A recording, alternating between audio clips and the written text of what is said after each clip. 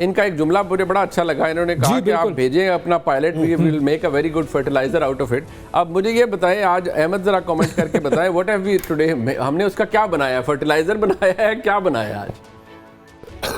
जी अहमद से ये ऐसे ही कर लेते हैं, इसी सवाल से कर लेते हैं, बताएं अहमद, वेलकम करते हैं आप। जी मैंने सब सुना है, मैं उसका रिस्पॉन्ड, अच्छा जी बिल्कुल अल्हम्दुलिल्लाह ऐसे ही हुआ है। उनको जो कहा था कि will make the solid fertiliser, और यही था। उस शो में भी वो इसी तरह कह रहे थे कि हमारी इकोनॉमी पाकिस्तान की बहुत वीक है और हम ये कर देंगे और पाकिस्तान को हम डिस्ट्रॉय कर देंगे और ये सारा कुछ। तो उस वक्त भी उनको कहा था कि आपकी हेलुसिनेशन और डिलूजन्स हैं, आप एक दफ़ा बक बक मत करें और आप पाकिस्तान में दाखिल होके दिखाएं।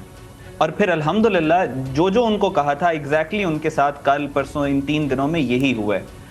इनकी एयरफोर्स के साथ जो हुआ 6 और 7 मई की रात को, ऐसा मिलिट्री हिस्ट्री में, I am student of military history, मैंने कभी नहीं पढ़ा कि जंग के पहले 3 घंटे में हमारे पास टोटल एयर सुपीरियरिटी थी। बिल्कुल ऐसे ही है। मैं इसी तरफ आपका आपने जो बात की कि अब आगे क्या होगा, आपने इंडियन स्टेटमेंट्स देखी हैं, ये बिल्कुल ओल्ड जो चांकिया की प्लेबुक है उसके मुताबिक अब डी एस्केलेशन की बात कर रहे हैं, मीडिएटर्स को बीच में डाल रहे हैं कि हम मीडिएट करें। और हमेशा से यही होता रहा है कि जब इनको ग्राउंड पे मार पड़ती है तो फिर ये भागे जाते हैं, डी एस्केलेशन की बात करते हैं। अब हमारे पास अपॉर्चुनिटी है कि हम प्रॉपरली अपना जो स्ट्रेटेजिक ऑफेंस है उसको डिप्लॉय करें, हम एग्रेसिवली इनसे बात करें। कश्मीर के जो प्रिजनर्स हैं, जिसमें आसिया अंद्राबी, कासिम फख्तू वगैरह 30 साल से जेल में हैं, उनको वापस निकालें। हम 370 और 35A को रीइंस्टोर करवाएं।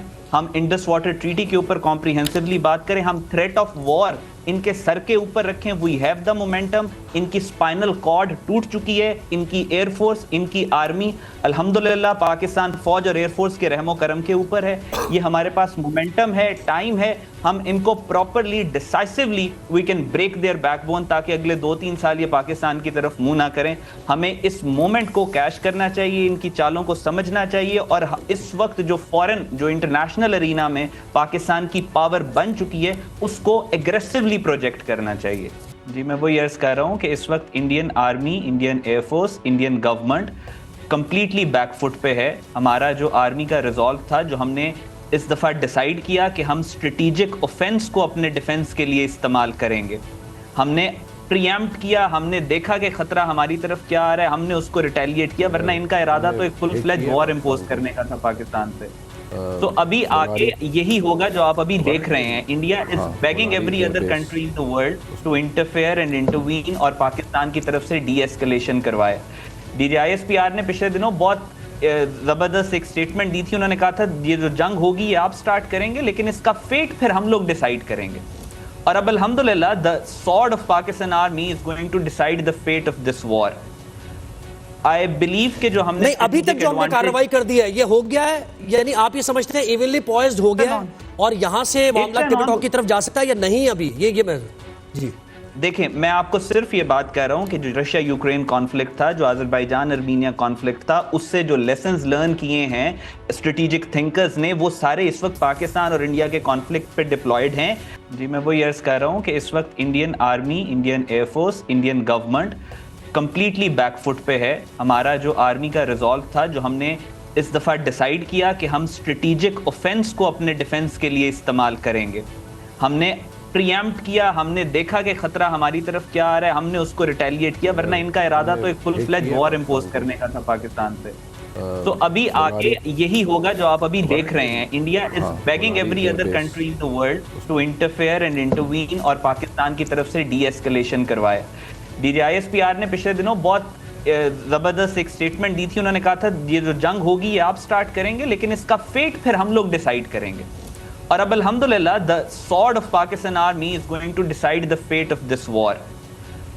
आई बिलीव कि जो हमने नहीं, अभी तक जो हमने कार्रवाई कर दी है ये हो गया है, यानी आप ये समझते हैं इवनली पॉइज्ड हो गया है और यहां से मामला टिप टॉप की तरफ जा सकता है या नहीं? अभी ये मैं जी देखें, मैं आपको सिर्फ ये बात कह रहा हूं कि जो रशिया यूक्रेन कॉन्फ्लिक्ट था, जो अजरबैजान अर्मीनिया कॉन्फ्लिक्ट था, उससे जो लेसन्स लर्न किए हैं स्ट्रेटेजिक थिंकर्स ने, वो सारे इस वक्त पाकिस्तान और इंडिया के कॉन्फ्लिक्ट पे डिप्लॉयड हैं। जी बिल्कुल ऐसे ही है। मैं इसी तरफ आपका आपने जो बात की कि अब आगे क्या होगा, आपने इंडियन स्टेटमेंट्स देखी हैं, ये बिल्कुल ओल्ड जो चांकिया की प्लेबुक है उसके मुताबिक अब डी एस्केलेशन की बात कर रहे हैं, मीडिएटर्स को बीच में डाल रहे हैं कि हम मीडिएट करें। और हमेशा से ये यही होता रहा है कि जब इनको ग्राउंड पे मार पड़ती है तो फिर ये भागे जाते हैं, डी एस्केलेशन की बात करते हैं। अब हमारे पास अपॉर्चुनिटी है कि हम प्रॉपरली अपना जो स्ट्रेटेजिक ऑफेंस है उसको डिप्लॉय करें, हम एग्रेसिवली इनसे बात करें। कश्मीर के जो प्रिजनर्स हैं, जिसमें आसिया अंद्राबी, कासिम फख्तू वगैरह 30-30 साल से जेल में हैं, उनको वापस निकालें। हम 370 और 35A को रीइंस्टोर करवाएं। हम इंडस वाटर ट्रीटी के ऊपर कॉम्प्रिहेंसिवली बात करें। हम थ्रेट ऑफ वॉर इनके सर के ऊपर रखें। We have the momentum. इनकी स्पाइनल कॉर्ड टूट चुकी है, इनकी एयरफोर्स, इनकी आर्मी अल्हम्दुलिल्लाह पाकिस्तान फौज और एयरफोर्स के रहमो करम के ऊपर है।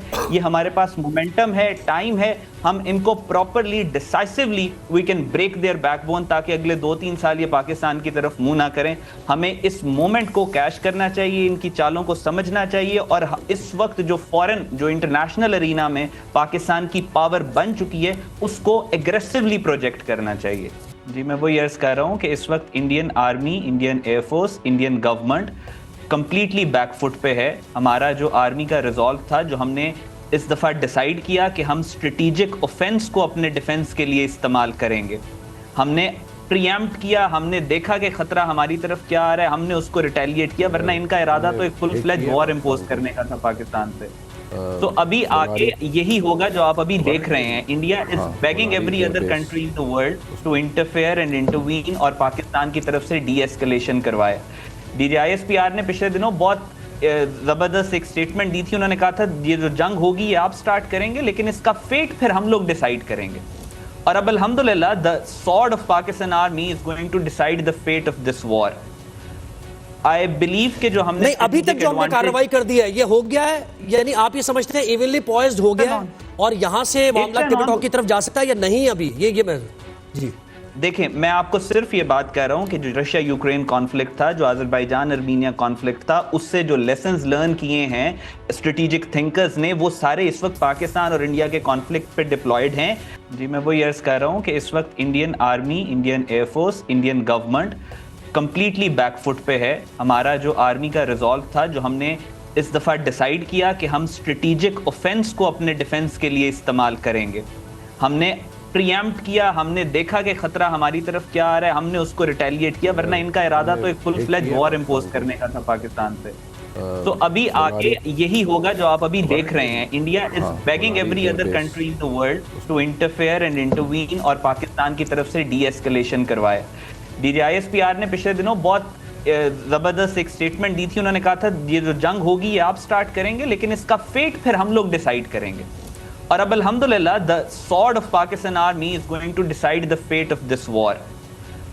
आई बिलीव कि जो हमने नहीं, अभी तक जो हमने कार्रवाई कर दी है ये हो गया है, यानी आप ये समझते हैं इवनली पॉइज्ड हो गया है और यहां से मामला टिपिटॉक की तरफ जा सकता है या नहीं? अभी ये मैं जी देखें, मैं आपको सिर्फ ये बात कह रहा हूं कि जो रशिया यूक्रेन कॉन्फ्लिक्ट था, जो अजरबैजान अर्मीनिया कॉन्फ्लिक्ट था, उससे जो लेसन्स लर्न किए हैं स्ट्रेटेजिक थिंकर्स ने, वो सारे इस वक्त पाकिस्तान और इंडिया के कॉन्फ्लिक्ट पे डिप्लॉयड हैं।